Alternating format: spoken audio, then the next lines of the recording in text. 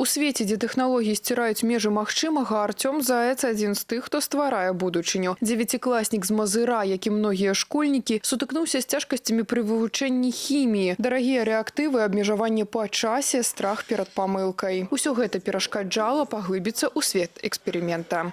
Все опыты невозможно провести в рамках школьной лаборатории, поскольку некоторые опыты, например, опыт с золотом, очень дорогостоящий. Нецелесообразно в школу закупать золото для одного опыта. Некоторые опыты могут не проводиться из-за того, что они опасны для здоровья. Але тое, што нельга, наадварот, вельмі хочацца. Цікавасць бярэ верх. І Артём Заяц знайшоў рашэнне – віртуальная лабараторыя. У лічбавым свеце кожны можа адчуць сябе сапраўдным навукоўцам, не рызыкуючы пры гэтым нічым, акрамя сваіх гіпотэз. Вначале защиту оденьте, да. Пустую голову. Воду дальше добавьте.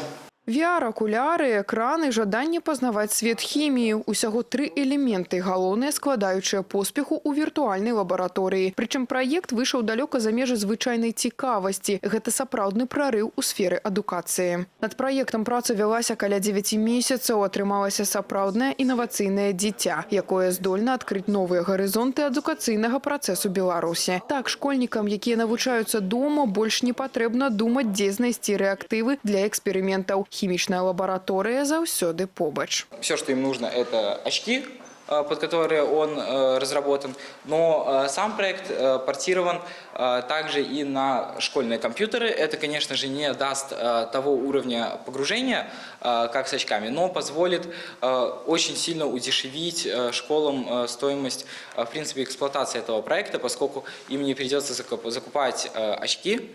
А школьные компьютеры есть в любой школе. Проект нацелен на подготовку учащихся к сдаче централизованных тестирований. Я хочу сделать так, чтобы учителя могли сами создавать свои программы, сами создавать опыт. Віртуальная лабаратория – гэта пра новы штуршок у развіцці адукацыйнай сістэмы Беларусі. Праект быў адзначаны на самым высокім узроўні і атрымаў перамогу на рэспубліканскім конкурсе «100 ідэй для Беларусі». Што яшчэ раз пераконвае, сучасныя тэхналогіі і бязмежныя магчымасці побач.